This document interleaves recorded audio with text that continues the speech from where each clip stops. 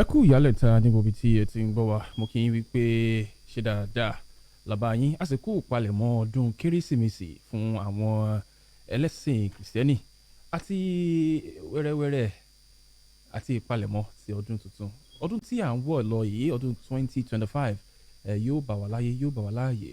yóò sì bá wa nínú àìkú tí í ṣe baálẹ̀ ọ̀rọ̀ mo kí yín káàbọ̀ sórí àkọ́tún ètò NDLEA wàdà àkókò tí a wà yìí àkókò tó yẹ pé a ní láti ṣe ohun tó yẹ ká ṣe kí a bá lè kéré oko délé kò wá yẹ kó jẹ́rú àsìkò yìí láwa fi oògùn olóró á fi wá ba gbogbo ètò tí a ti ń gbádùn bọ̀ nínú ọdún tá a fi bà á jẹ́ irú àsìkò yìí náà ó yẹ ká tún wá ṣe àkíyèsára láti rí wípé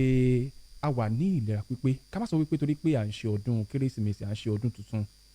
a fẹ́ mọtí para wa a fẹ́ jẹ oúnjẹ àjẹjù ṣé mo pé kì í ṣe drug abuse nìkan kọ́ ló wà substance abuse wà drug abuse wà food abuse wà drink abuse wà water abuse wà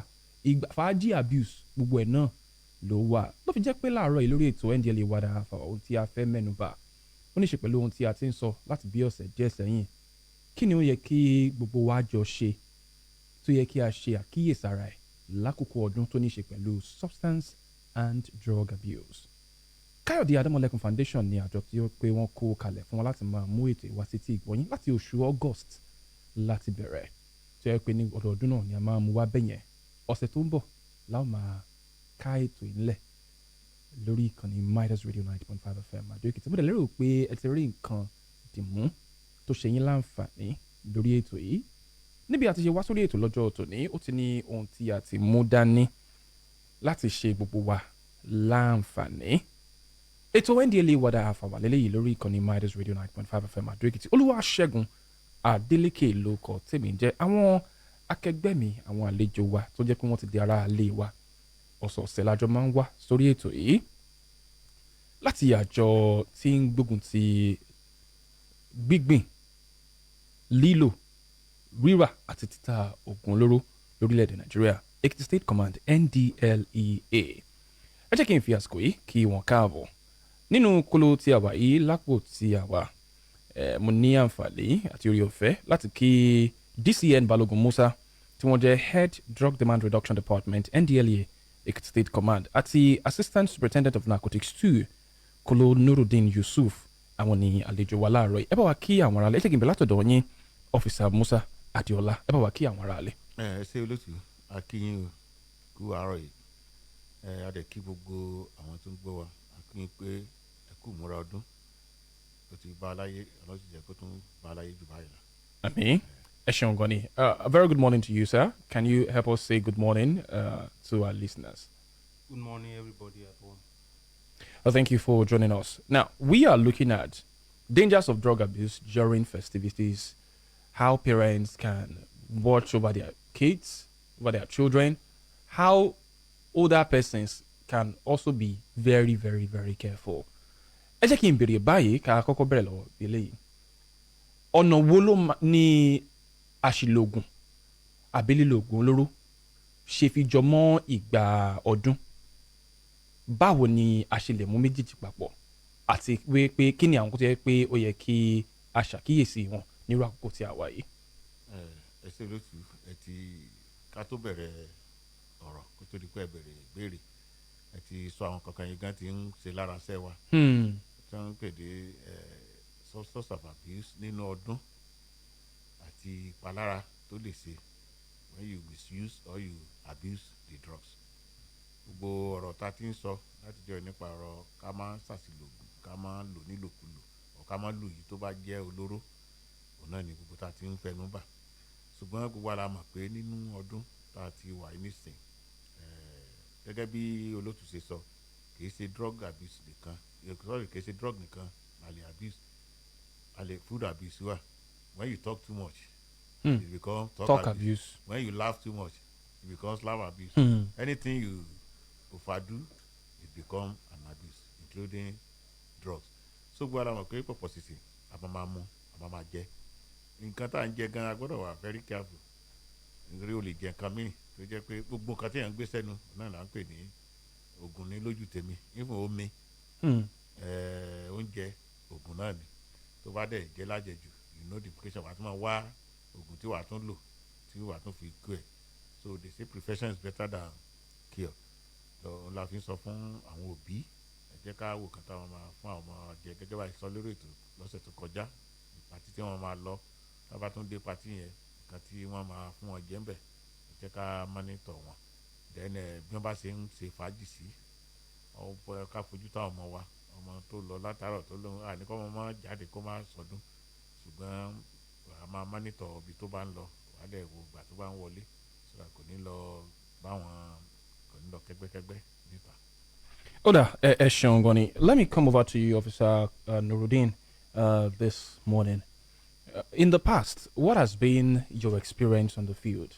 particularly around substance abuse during the festive season? And how do you respond to things like this? My past experience based on drug abuse, because the people are using Ẹ bá wa gbẹ́nu sí microphone dáadáa. So, ẹ ṣeun. people are abusing drug during the festive period like this because they will just use it as a what can I call it? They will use it as an intermediary between them and the people around them.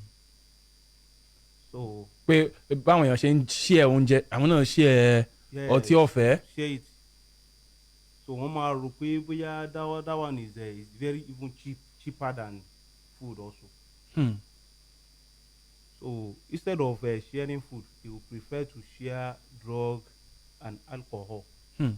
So ìyẹn wọ́n máa fi pé láti entertain ara wọn. So which is not good. And another thing is that some people, they don't even know the implication of it. So they are just taking it because once you really see no fi wò pé this is an opportunity for us to use it because they don't use their money to buy it. So they see it as something, what can I call it? Àǹfààní ìfà ọdún. So it's for free and it's cheap. If you go to any area now, they will just easily offer you that this is your festive gift. So they don't even see it as anything that will implicate them or have a side effect on their body. Now, let me come to Officer Musa. Kí ni àwọn ìgbésẹ̀ tí ẹ máa ń gbé gẹ́gẹ́ bí àjọ NDLEA lákòókò ọdún yìí? Torí oríṣiríṣi àwọn àjọ ìjọba lẹ́ pé wọ́n máa ń lọ sọ́lidé. Torí a mọ̀ pé public holiday wà lọ́la, Boxing Day àti January 1. Ṣùgbọ́n wọ́n fẹ́ràn pé a kì í sábà rí àwọn òṣìṣẹ́ ìjọba láwọn ẹ̀ka kan láàrin ọdún tó fi mọ́ wípé bóyá wọ́n ń ṣiṣẹ́ ṣùgbọ́n iṣẹ́ wọn ò rí bẹ́ẹ̀ ni pé wọ́n ń ṣe iṣẹ́ káàkiri gẹ́gẹ́ bí gbogbo ìgbà tó wà láàrin ọdún. What is your experience around engaging in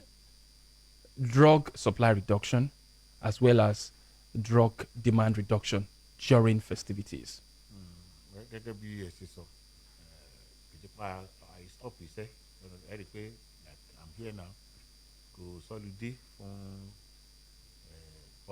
we call ourselves public servants. Uniform men. So I lọ́lùdé ẹ bá dọ́fíìsì sìn if you go to everywhere you see our men there. So during this period I máa intensify patrol and I máa fetí balẹ̀ we send people outside to monitor hotels and joints. And let me add this one gẹ́gẹ́ bá a sọ ní last week apart from effort tiwa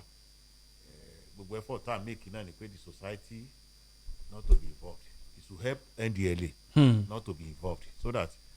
tẹ́ ẹ bá kópa tí táwa náà kópa tiwa everything will be okay. Like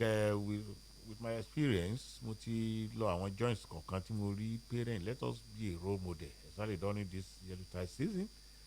A sọ pé ká má ṣe fàájì ká má kó family wa bẹ̀ tó máa ń yà mí lẹ́nu pé ó yẹ káwọn òbí ká mọ reju as a married person with your wife ó yẹ kó mọ ibi tó yẹ kó lè jókòó. I don't know whether you get what I'm saying. Kó mọ ibi tó lè lọ. Mo ti lọ bìkan tó jẹ́ pé I sat down there I was watching football mo rí ìyá tó gbé ọmọ ẹ̀ wá obìnrin ó du sísà mọ́ ìyá gan ń mu sísà tó ń mu sìgá tó ọmọ náà tó ń fà mọ́ lọ́wọ́ tí wọ́n jọ ń dùn ọdún kò fọ́mọ yẹn mu bẹ̀ tí mo kàn mo pè yá yẹn mo ní you are not supposed to bring your child ọmọ kékeré because ìkan tó bá fi kọ́ wọn ní ìsìn náà làwọn náà máa wò so like brothers sisters ẹ jẹ́ ká wo ibi táwọn mú àwọn ọ̀dọ́ làgbàlagbà ọmọ tí yóò tí yé dáadáa ká má rò pé bóyá you can take your children or your brothers or your sisters to a well organized place tó jẹ́ pé ẹ̀yin náà mọ̀ pé they can abuse drugs there. So what we are saying is on our own part we are intensify efforts to make sure during this season àwọn èèyàn ò ta àwọn ò dẹ̀ rà we are try our best on that area but we want the citizens too to help us and play their own role gẹ́gẹ́ bá a ṣe máa sọ we alone cannot fight this problem ànírànlọ́wọ́ ìfọwọ́sowọ́pọ̀ àwọn stakeholders àwọn aráàlú náà ni stakeholders náà sọ so that is just it. ẹ jẹ́ kí n bí yín ní eléyìí pẹ̀lú ohun tí ẹ ti dáhùn yẹn bóyá a lọ sí ibi tí wọ́n ti ń ṣe fàájì lákòókò ọdún yìí kí ni àwọn ohun tó yẹ pé ó yẹ kí a ṣàkíyèsí we should watch out for kó má di pé àwa náà wà implicated in drug related activities in our environment a lọ ṣe fàájì pẹ̀lú àwọn ọ̀rẹ́ wa a rí pé kí ni nǹkan tó yẹ pé a gbọ́dọ̀ máa wò ní environment wa ká bá lè mọ̀ pé ibẹ̀ yẹn wà drug safe àbí drug free. gẹ́gẹ́ bá a ṣe máa ń sọ àwọn àsìkò tá a wáyé gẹ́gẹ́ bí ọ́fíìsà mi ti sọ lẹ́ẹ̀kan you see a lot of people want to exhibit drug maybe I will not say character of drug user àwọn èèyàn á fẹ́ lò tó nígbà ọdún yìí so a gbọ́dọ̀ wo irú kan tábà gbà mọ́ if you know you don't drink tí wọ́n bá wọ́n fa any gin or this cigarette or àwọn bíi drugs tá a mọ̀ sọ gẹ́gẹ́ bá a ṣe máa ń pariwo àwọn rapnol tramadol àwọn tó popular nísìnyí tí àwọn ọ̀dọ́ ń lò you look out for all these some of these drugs tá à ń sọ like especially most especially ṣe fà ń pè àwọn oògùn kan ní socially acceptable drugs gẹ́gẹ́ bí ògógóró burúkutu oríṣiríṣi àwọn gin tí wọ́n ń ṣe nísìnyí àwọn jẹ́kánmọ̀ jẹ́kán ṣẹkẹrẹ kan jápátá you know we have different type of àwọn alcoholic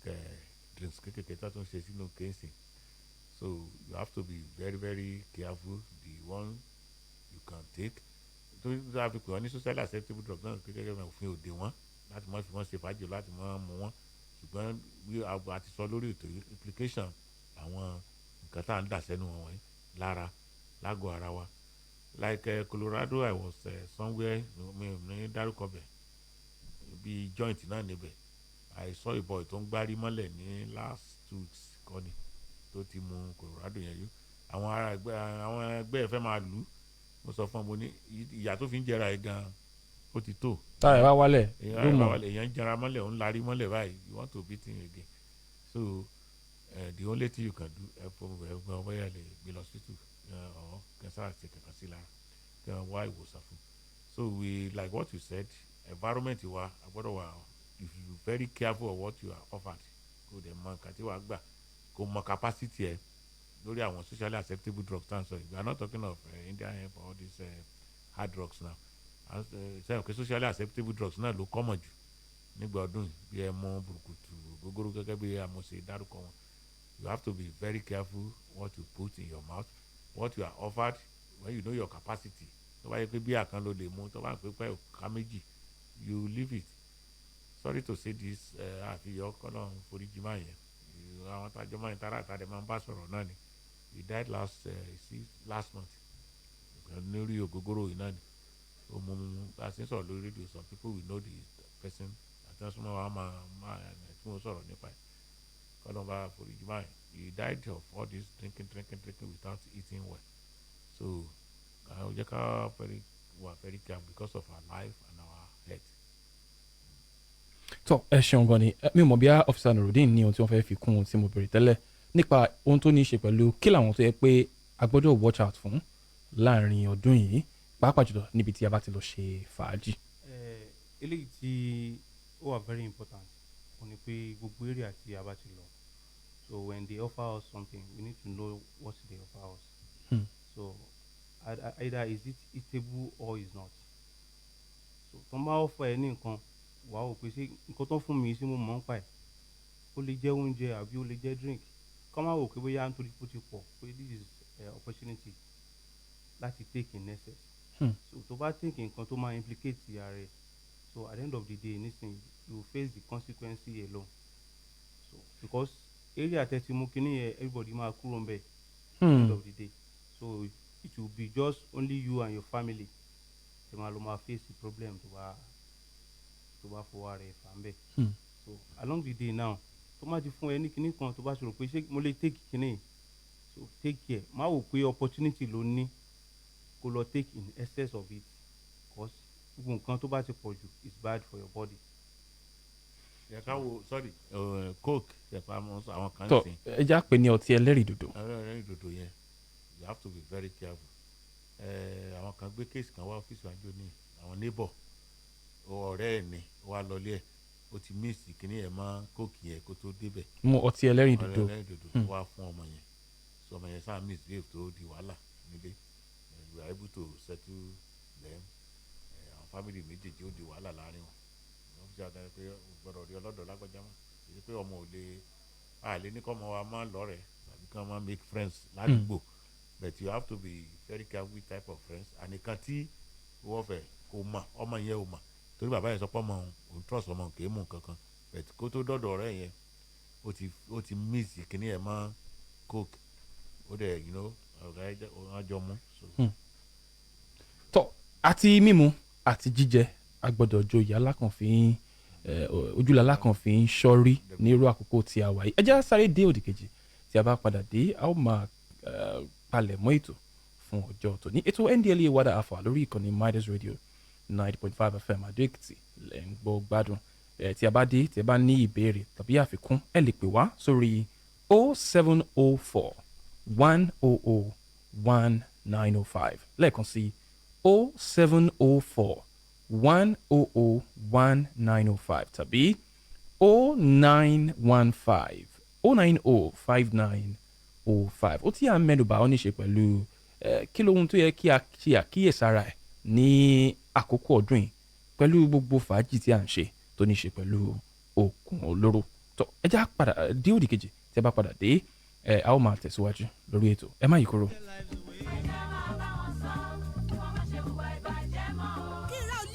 kòkòrò kẹsùn kábàámọ̀rọ̀ ni wísí olùwárẹ̀ rẹ̀ yíyá àjọ ni sùn lóru àjọkọ gbógun etí àṣà gbígbé àti lílo egbògi olóró lálẹ́ NDLEA ẹ̀ka tùpínlẹ̀ Èkìtì lẹ́mọ̀ ẹ̀fọ́ rere àṣà gbígbìn títà ìlòkulò àti títí fàyàwọ́ egbògi olóró léwu gidi fún gbé ayé ọmọ ẹ̀dá nǹkan bá mọ̀ dààmú lórúkọ méjì egbògi olóró ní mímu àti gbígbẹ́rẹ̀ ọyọ́ ìrànilẹ́ tàbí kẹsàn ni líw bẹ́ẹ̀ ni yóò ránilẹ́rùn àpàpàǹdodo òdi abálẹ̀ yìí àjọ NDLEA lùpínlẹ̀ Èkìtì mú kẹ́sì ọ̀dọ́ langba lọ́kùnrin àti lọ́bìnrin àgbàlagbà àtọmọdé lùpínlẹ̀ Èkìtì fún igẹ́dẹ́gẹ́dẹ́ nìkan yẹra kan èyíkéyìí ẹ̀yà egbògi olóró bíi ugbó ògìgò òyìnbó tramadol rafnol codeine àti ọ̀múrì bẹ́ẹ̀ bẹ́ẹ̀ lọ́kọ́rọ́ ìṣẹ̀mí ẹlẹ́lẹ́ kúkúrú yàrá tí o ní ọjọ́ ọ̀la rẹ ṣe pàtàkì kún ẹbí rẹ àwùjọ kọ ẹ̀yà àtúwọ́ ti kára rẹ gan-an máa lu ìpínlẹ̀ rẹ Èkìtì ó nílò akitiyan ọjọ́ iwájú rẹ kò ṣe é tọ́ka sí. àjọ NDLEA ní ṣàgbéǹde ètò kọ̀ọ̀kan pè ní war against drug abuse wádà òwòkọ̀ bá ti yá tẹ̀bá everywhere lékiri máa ń jẹ́.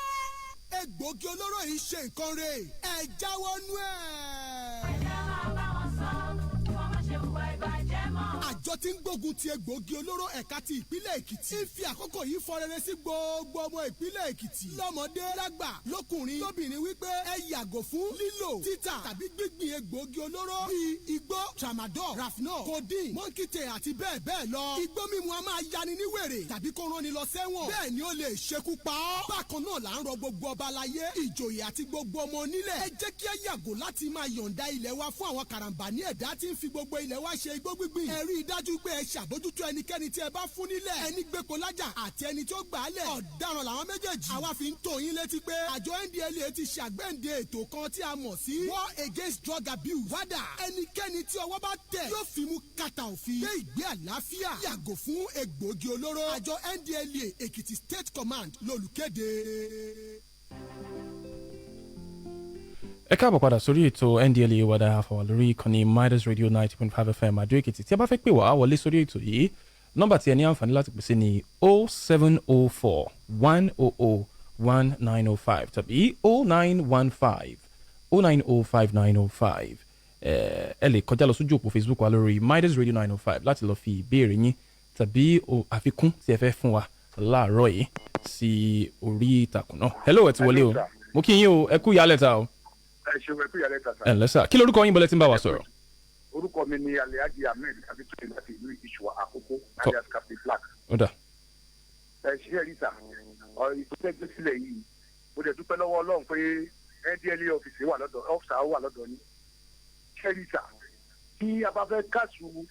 egbò olóró yìí ó wà lọ́wọ́ àwọn ọmọ wa àtàwọn ọmọbìnrin gan ayé sí i. ẹ jẹ́ mọ̀ pé láìpẹ́ láì jìnnà yìí tí ọdún fi wọlé yìí ọmọbìnrin mo bí jù ní gbogbo àwọn ọmọ tí mo bí. so ilé mi kún ẹ jẹ́ mọ̀ pé gíláàsì gílóòbù tó máa fi sí iná yẹn ẹ jẹ́ mọ̀ pé wọ́n yọ ọwọ́ ní àìsàn náà fi ń fà gílóòbù tí mo tọ̀ sí inú ilé mi ẹ jẹ́ pé àwọn bọ́ọ̀sì yẹn yọ wọ́n lọ fi fa àìsàn tó wá lọ ra gílóòbù míì sí wọ́n ní kí ni wọ́n fi gílóòbù yẹn ṣe wọ́n ní àìsàn náà fi mú ẹ jọ sàṣẹ́ rí ó yẹ kí àwọn òbí ó yẹ kán take care lórí àwọn ọmọ wa o kí àwọn tíṣà náà tó ń tọ́ wọn náà wọ́n lè take care lórí wọn tó bá rí ọmọ tó ṣe ségesège ní skul tàbí nílé ẹ jẹ́ ká máa ń bẹ̀rẹ̀ ọ̀dọ̀ bá ilé àwọn ọlọ́pàá lọ́wọ́ kọ́dẹ̀ discipline yẹn. ẹ ṣeun gan ni fún ìdásí yín. hello ẹ ti wọlé o ẹ kú ìyálẹ̀ta. hello ẹ ti wọlé o kí lorúkọ yín. tọ ẹ gbìyànjú kí ẹ pè wá padà ẹ jẹ́ sọ̀rọ̀ nípa àwọn awakọ̀ lákòókò tí a wáyé lákòókò ọdún ó ní ìkéde tí a máa ń wá lórí ìkànnì Midas Radio tó ní í ṣe pẹ̀lú má mọtí tó bá ń wakọ̀ má wakọ̀ tó bá mọtí tó bá lóhun tó máa mu tó bá ń wakọ̀ jẹ́ kó jẹ́ omi kódà tó bá ń mu mi gan máa wo wájú máa wẹ̀ gbẹ́ bó ṣe yẹ kó rí ni ẹ jẹ́ sọ̀rọ̀ nípa àkíyèsára tó yẹ kí a ṣe nípa travelling ní àkókò tí a wáyé pẹ̀lú egbòogi olóró tàbí àṣìlò egbòogi olóró ní àkókò tí a wáyé. ẹ ṣé olóṣù gẹ́gẹ́ bá a ti máa ń sọ lórí ètò yìí ní gbogbo ìgbà àti wábì náà ta sọ̀rọ̀ nípa àwọn awakọ̀ wa à ń rò wọn adẹ̀ ń bẹ̀ wọ́n ni n tó máa ń bà mí lẹ́rù jù ni pé tó bá jẹ́ pé ẹnìkan oṣù ló ń wakọ̀ èèyàn tún sọ pé ẹni is his own life but a lè rí 18 passenger bus tó jẹ́ pé driver kan ẹ̀mí gbogbo àwọn 17 tó kù ó wà lọ́wọ́ ọlọ́ọ̀ba àti driver yẹn ni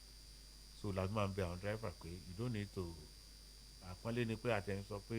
ọba fẹ́ mutí mọ́ wakọ̀ ọba fẹ́ wakọ̀ mọ́ mutí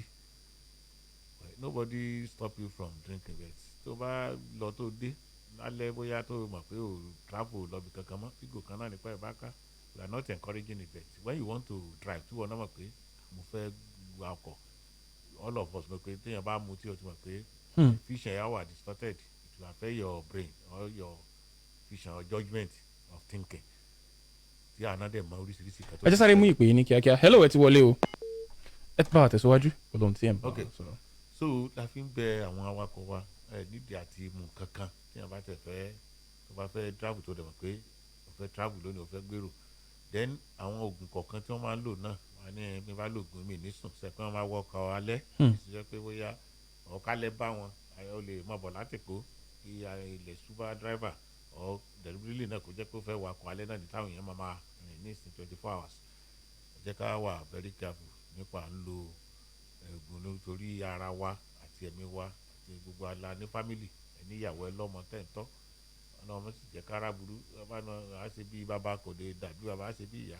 so ẹ dákun ẹ jẹ́ àwọn ọmọ wa tó wà lọ pé our family are very important to us ẹ̀mí àwọn tá a gbé is very important then mo fẹ́ rọ àwọn èrò náà tó ń wọkọ̀ like me tí n bá gbé mọ́tò ara mi tí n bá fẹ́ wọkọ̀ èrò àṣejù máa ń pọ̀ tí n bá dé gáràjì anywhere tí mo bá fẹ́ wọkọ̀ màá kọ́kọ́ wo gbogbo ara ọkọ̀ yẹn náà màá wo ojú driver màá wo bó ṣe rí mo làbújá ńjọ́ kan I was coming mo fẹ́ wọkọ̀ bó ṣe dé báyìí mo rí i pé bó tẹ̀sí ń bìí bó ṣe ń sọ̀rọ̀ tí mo rójú ẹ̀ báyìí mo ní wọ́n gbẹ́rù mi sọ́kọ̀ mo ní kan gbé wàhálà ọ̀gá ẹ̀kọ́ kẹrẹ́ kan mo ní tọ́ba if you misbehave mo tẹ̀ kọ́ halẹ̀ máa pé máa gbé fún road safety ọba náà gbé mi mọ́ pé kí wọ́n jẹ́rù mi dẹ̀ mo dẹ̀ gbẹ́rù mi dẹ̀ mo dẹ̀ bọ́ dẹ̀